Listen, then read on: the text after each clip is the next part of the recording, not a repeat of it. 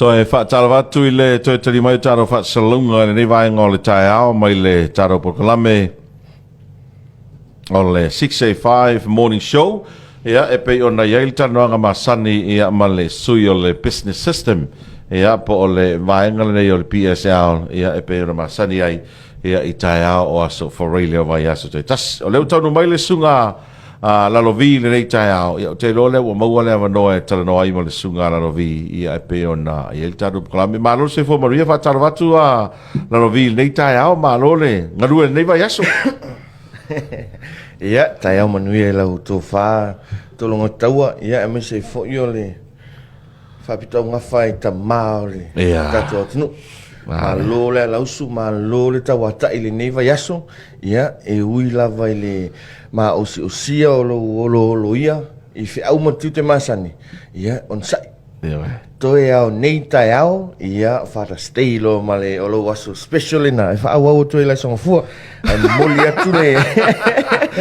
fata stay le sa o le songa fu alu mole songa fu ia ai moli atu le nganga le famalo ia alau company i pa anga te tasi uma tato PSL ia i le nei vai aso le o tato tau nu mai le si ui fo le vai aso ia i fi au manga luenga masani ia ai mai se o le tapenanga o le sautama sa le leia ko so fa tu munga na le vai aso o le o ye le tamala o tau fa la vitamiti vol vai aso nei lento fo i tamiti la yo ia ai taton pea o amata tu tai ao aso sa ia fa wau la songa fua ia day off la so lua to ia ke go fa so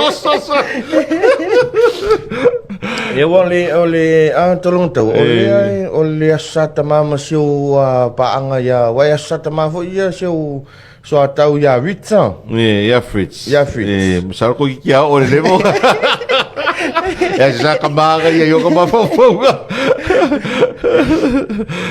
ya mana ya wa te loe o isi me alofa la sa te maole te tapena ina ai watu leva no sa no ai wa le ngato fa pito le tato sa te ma ale puta mai tawa te tato flash sei o le o tolong tawa pe yo le aunga foi le na ta fa sa launga le mata ta no le ni va ngata yo le te vai tu tato live me i mai a le iwa fast food wiva le wa lima sul valu ya viewers shua la wo iluma mo falolo ya ole taola lini le na fufu ina e amata ina ile tato PSL Father's Day 2 days flash sale ya mana tu ole tato flash sale na alu watu ale pa mai le se fulu pasene masan ya in lu su pasene na wo lima se fulu pasene ni tele o le discount ya tato lo mea mau fale na yai male au nanga fo ya lau tau tua lau company le tato tunu tum moto na file falo lo ya ole alo fa sa mo la na tala ile va noa e fa ta wina ile aso nafi ia le tatou flash sale ang fa mo amakagi fa mo ina e amata nei le afol fitu ia ai panga ia mantu fo o tatou le tau te tonu tatou tunu o tumu le lofa male ia sa ma lofa fta ia le nala na tatala ia na filitatou Father's Day flash sale mana tuana o le lua la vasu o loa umala ia na fa aluina yo la tau pa u ile tatou Father's Day special o lea o to e sele ta i lua se fuluanga ile 5% mai o la tau fa pitona na iai a wan lea so mata yau o lo tatou o loa la nei o lo ilungo le tatou fa pitoa flash sale le mo lua so o le tatou wheelchair mana tua sa faluina sa pa o lan tau masani afi lu se lau fa pa uina le Father's Day special i le iwa se lau iwa se fulu palasi mai loa i le aso mata e o tatou flash sale fa aluina i le ono se lau iwa se fulu to e sea mai le isi tolu se lau a wafu ia le se tau ngofie E fai ngo fi fo ona fata wina e alo ma fanau. Ia. O le toi ina. Ia mo fai nga me alo fa. O le flash sale le o ko le ko ya ko so le hau lunga 5%. Au lunga 5% ah si ini. Ia. O le tatu wi o tia foi la ni tu fa pea o le aina o tangata ngase Ia. e ma fai ona e patino le le tatu o lole.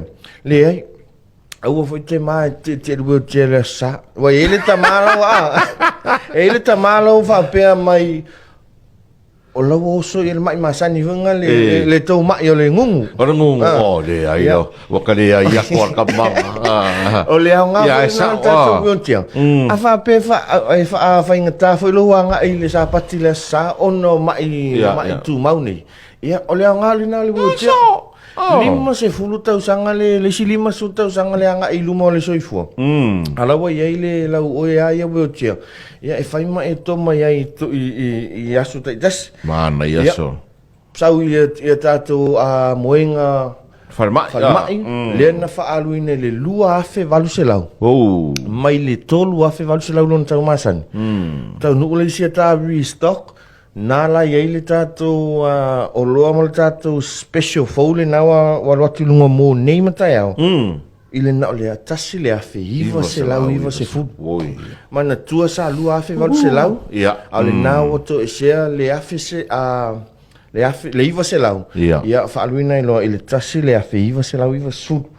O tātou TV se whai ei le wha mamafa tele ei le tātou whapito le niwa inga le tai au. Ma le aswa tai au so alu. Ono se lau iwa sa whaaluina i le tātou tolu sulua inisi. O nei mātai au, wha se lau iwa su iwa tala. Wha se lau iwa su iwa tala, mantua o tātou TVs, TCL li tu a inga, ia ai smart TV, ma whai ona Bluetooth iai lau telefoni, ona whaangaina la ia tie au pese mai ma pena, e ma whai ona koneti iai lau YouTube, mata la ia o tātou YouTube, o lau Facebook, e ma whai ona ta milo i lunga o lau TV. Ia whaangaina i lau Facebook. Fia le tau. Whase lau iwa su iwa tala, Tolu su o kelen kiwi. O te tatonu le aswa nafi leana pe na toi na tala toi le tātou apitoa. O te tatonu le lava matatoe mo le aswa tama. O lo wawe atu lava. Ia o le wawe foi le na ete mawaina i sau TV. Ia po sau upgrade foi. O le tātou whase furu inisi toronga taua. Sa whaluina le iwa se lau iwa su iwa. Ia. Le nāua na o le ono se lau whase furu iwa tala. Ono se lau whasu iwa tala le whase furu inisi. Whase furu tolu i inisi sa whaluina le tasi le afe se lau iwa su iwa tala. Le nāua whaluina nei mātai au i le na o le fitu se lau whase furu iwa tala. Tautio. Mana ia te. Tele me alofa le sa ta mai fidi mai le so, mata au mo taro flash sale le. Ia sa o le lei tono taua. Ia palasi mai le tā moli wila tata noi. Tata noi.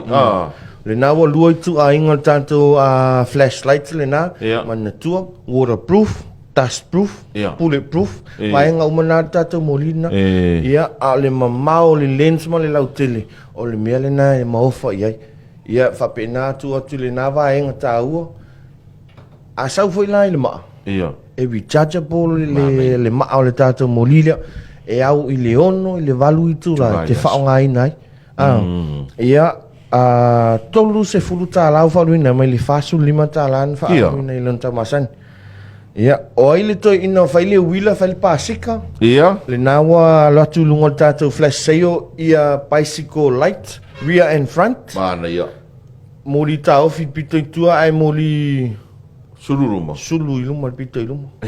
Se fulu 5 tala.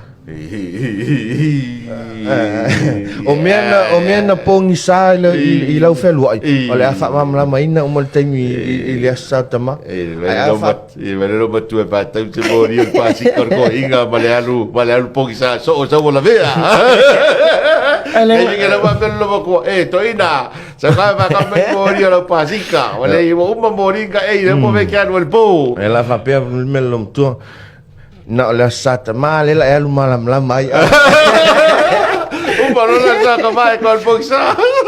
Ia, o le tātou mō lile nā mō tātou wila. Ia. Wai, tōranga taua le mele mai tau wina. O le tātou motu sa la whai. Ia.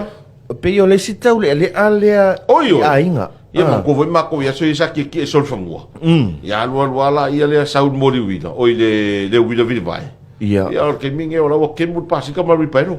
Ole aunga la le nā o le tu atulungo tātou whapitole. Ia malam lama wala. Ia ai. Si fa umange le mea mol ko wasa. Ia ranga po mako. Ia. E pe yo le. Malam lama wala pe pulau mata. Te wano la lomi. Ia ole tātou bicycle lights le nā. Se fulu lima tāla o le mōli tā o Filipito i tua for safety. Ia, ma le mōli malama lama i le pito i luma. Ia, mō le taita ino o wala. So mea tāna i ia, o le isi tātou o loa ma tango fiolo i lunga o le tātou Father's Day Special flash sale lea. Ia. O le tātou te Foul Pro Steamer. O le swinga mainga lea po le upgrade lea o le tātou auli. Ia, ia. Instead o le iai o lo auli lea e auli lungo le board, o le tātou steamer lea po le auli foi lea. E te tū lai mawhai lau auli. O le mafuanga, ua mātua mai ai foi le ni o loa. E sefe mai ai le pe laue, sefe mai ai le ofutino le to ina i le mu. Whawheranga whai. Tu sala o le tātou auli masani e whaongaina le vevela mai le plate. Ia, ia. O le tātou o loa le po tātou auli le stima lea. Ia. E whaongaina le vevela o le asu. Po le steam e sau mai tutonu o le tātou masini. E iai lo na stane, loatu mo lo na stane tau oi le la eiva ane le tai au. Ia, o na whaongaina la i o le tātou stima le e te auli tu. Whaingo fie mo le tina, whanau. Ia, ale le ngatana. O le sefe i o la ei. Wale o le sau le special tātou e veni. Ia vaenga umana. Ia lewa iai le o loa. Ia sefe le ei le angata o tātou la ei. Mara ia sole. Whase lau lima sfuta la whaalwina ai. Kau kia le mena wenge ke. Whakon kau kia o whenga fau wenge. Ono se lau lima se fuluta. Sa whai lalo ma auri. Ia lola ia kua mele lau papa wale auri kua e runga e auri. Auri ala wai aku. So leo saul kamale ke kua ama o lo hoi leli. Ta tau an tātou adapti swinga fō se oedi. E lope anu lova koe whai mai. Sole o lama o lele me nunga lo ma kua mai. Lai whai langa auri le. Mama sau lalo. Ia. Ngau kia. O le tau tua umalana lau company. O le tam whai a maile o loa fō i lea taimi male taimi. O swinga fō tono tātou tunu. Ai e au ngā ma... Iei se au ngai tono tātou si o mianga. Ia, au wale se whiu tātou environment. Mana tuala, o leisi vaenga tā o tātou o loreo. O te e ia nei mautama nei lawa o a inga wa whaleanga ina mea tō tino ono le auri. Oio, wa mu? Wa mule auri, mule lau papa whatama ia ele mautama lawa. A o le tātou, o le leisi fo ia o ngale na o le tātou te whao la... Steamer lea. Ia, e whaonga e le eise heat contraction te sau iai. Na o le whaonga ina le steamer, which is e sefe le o loa, sefe oe, sefe lo mota. Ia, ma le ainga. Mana ia. Pase lau lima suta lale nau whaaluina i mai le ono se lau lima se fulu o lonta masani. Ia. TCL 9000 PTU. Ia. Mo lea so mātai au, free installation. Iwa se lau iwa su iwa tā lau whaluina. Wow. Mai le tasi le afe wha se lau iwa su iwa. Lona tau masan. Ea maruru. Ea malulu. Sorry. E le ngata ina ea malulu. Ia e inverter. E smart air condition. E titilo le sefe o lau el tise. Mai le pea na tala noa i ni taimi o tua nai. Sefe ina lau el tise mai le lima sfuta la i lona tau masan i le aso. Ia nga i le lua se fulu tā la. Ia lau cash power e whaonga ina mo le aso atua. Ia iwa se lau iwa su iwa tā lau whaluina ele tātou TCL inverter air conditioner mo neima tai au free installation mana tua o le tātou 9000 PTU lea limited stock. E le o toi tele se tātou o lo iai ia a le awa noa le lei lava le nei Lea watu atu i se tau pa u ia awase air condition mo le to ina malum tu le Father State. Ne fai se e maru rua poko sko inga. Wako e fo. Se i sui foi se fa mo ne a tausanga. Le satama. Ma ne a satama. Ma wa feeling. A fa pea e fa tau nei install ana nei. I ole ma wala vano. Ole vano. Tai ao o nei la e se fi suia inga i le tatu wainga le na me fa yon fa tau ina wai umma le tatu o nanga le so tai ao i le tasi le uli. Okay, mana. O air condition sumala e ma fai ona install i le tai ao mo a tai ao. Ia e fa mo i lo vave mo lo vave uso tu tatu fa lo lo. Mana ia. Ia o le tatu o le se tatu o loa le nā, mana tua tolonga taua, se whea na po o tātou vautian, tu fo ilunga i le vaiaso tua nai.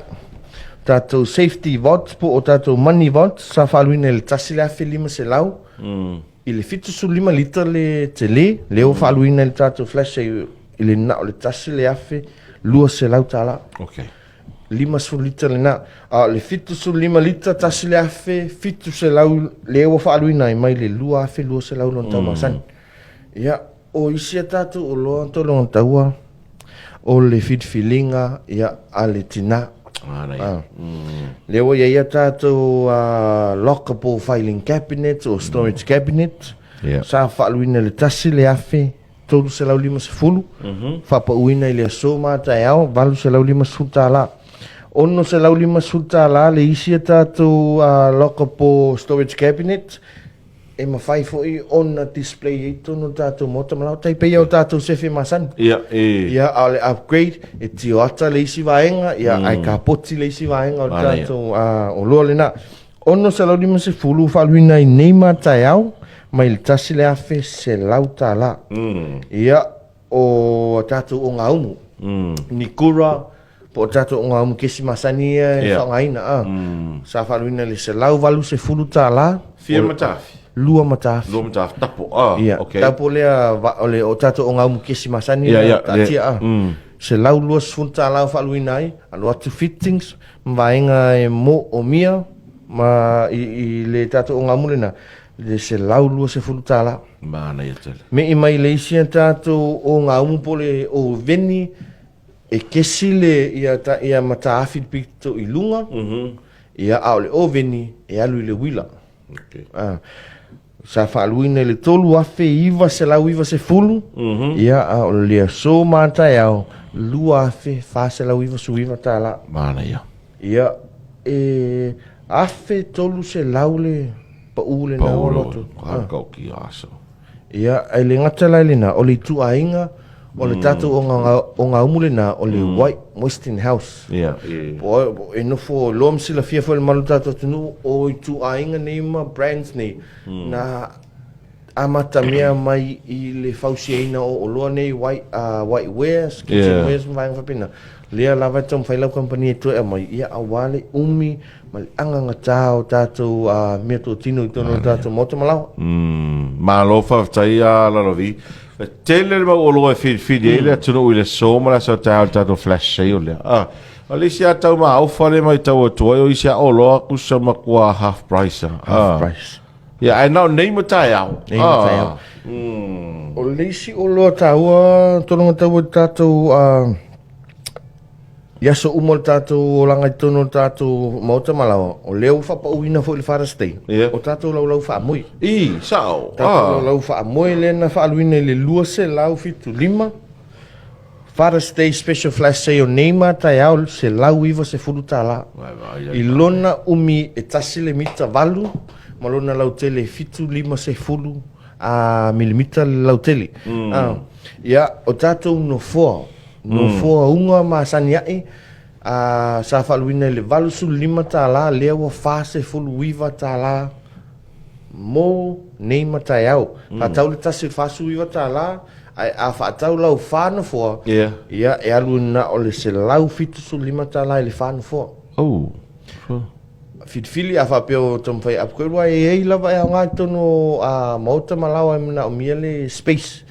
po le pu mo o fo i vai ani le tai au no fo ni ia talinga malo ma vai nga pena ia mafutanga tina le o fa aluina le fareste ia fa manatu ala ia le tatou tunu ele fa apewa fa ia to fareste ia na o tamala ia o mai fa tau tatou ia nga mo so se isi o tatou tunu ia so tala to au o na o nei ma tai au le tatou flash sale o no tatou to foi la ia tamasan ya ole si vai nga ta wo te mai tawo to te o lo wa ka ngolo i mengi o lau mo fo ke le fa nga le kalesia ia ai ele kalesia la ke le nga haya pe rings a ole va no le nei e ole ko ngo fia ko ka a me so ngi ma ka ya o ko fo le ko ma sa so ro winga o ia tau na nga e loa fa tau lo fa tere no fo mana o le so po sa ta a one i to ia se fa tali le rent po pina wa tau la o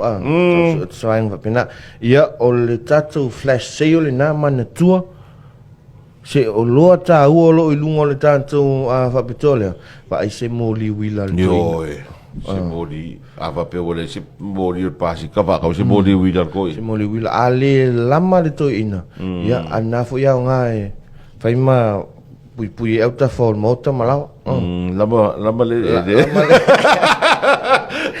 la baru lo le baru lo vi le nawa e avesina le ya apa pe ile o se tautai le to ina ya sa le na ya va per lo ba se pe sa o lo via e li to ina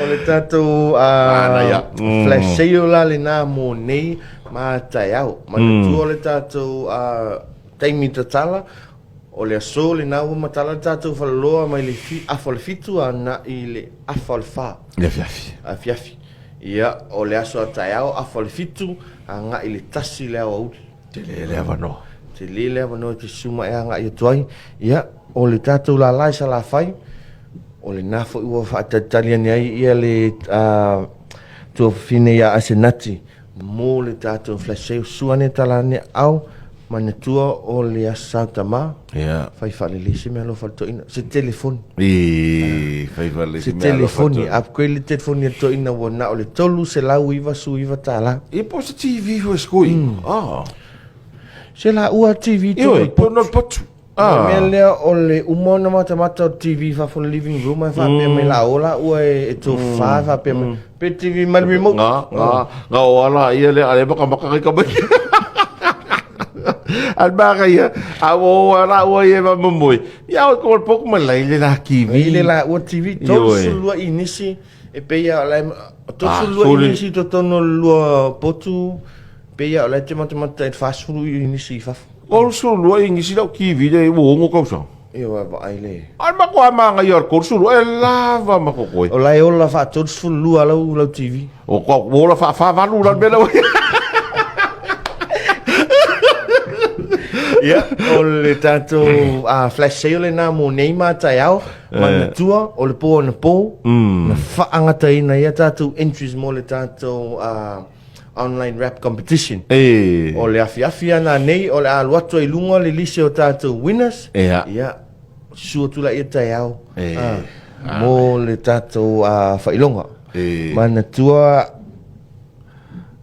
o le avanoa le nei te mawaina se me alofa maufua ia o le TV ata mai smart TV ka manga ia asa o le tatou whaalauilo le nana nei vaenga le taiao manatua tatou numero telefoni tau fusi lua tau le whātou le whā lima tasi lua fitu walu mo salafai ia ma loto pa i le lua tau le whā tasi whā suane tana ni au pe te wala au mai fui i le tatou Facebook page drop on this message le ala utam fai itali atu ia la uto fa fasili mai fo ilungo tatu upenga fai langi ia mo se taimi vafi ia awafi fa to inga o le satama alo fa tai tele no vi fa tai fo de PSL ia le ngata o fa la ulo e pena le ta ia me se fo stasio tatu major sponsor por langolang malosi e le tawanga TikTok ia ale Father's Day ale tatu late o nei ia o fufuanga o le Father's Day e ke anga i kua pe ke malanga i savai Whaftai so o le fufuanga lo umon whatati o le la avitu ina e alu e se tuna i alu spennan taimi le matawhanga. Whangongi a warko iga. A o mātou whanau. Au masani la. Masani. Malo whawhatai. Vai se a skurimi. Skurimi o ia leanko Johnny dau kama. Malo, ia whamalo toi le uso ia Nathan. O lena e whai mai ia Nathan, whai mai o la upeswena o le utele ilo li whapea o Nathan Cleary le te whai. Nathan Cleary le ka rea peposa. O Nathan Cleary ngai like o Nathan whai a skurimi le i. Ia, whamalo, ma whawhetai atu e tātou pa anga umo le tātou company. Ia, ma le tātou ala leo fo i le tātou le 685. Ia, mo le tune in mai le nei vainga le tai au. Ia, ai sua tu tala tu au. Se me alofa mo to ina, wa ai se mo li wila. Ma alofa tai tele lo vi, ia, ma mo le tfoi familianga le tātou a le tio, ia, i le pulenga ma le ufei ngā ruenga, me so tama umo le PSL, ia, maua sa tama fia ma le manuia le lofo le tua. Tātou toi wheloa il vai asfura lo vi? Ia, whawhetai. O le na ua mai mo whaafonga le tunu o ia i le taranoanga ma le sui o le PSL ni taal sunga la no vi. Awane MC lato flash sale le so ma le aso a tai au. Afe ane ia i tau fusi i le vae ngolo iai ia le PSL pol mo telefo i sala fai po loto pa. A toi mose si whawaponga o taro poklame me o le 685 morning show tai au le aso lua o le vae aso fau.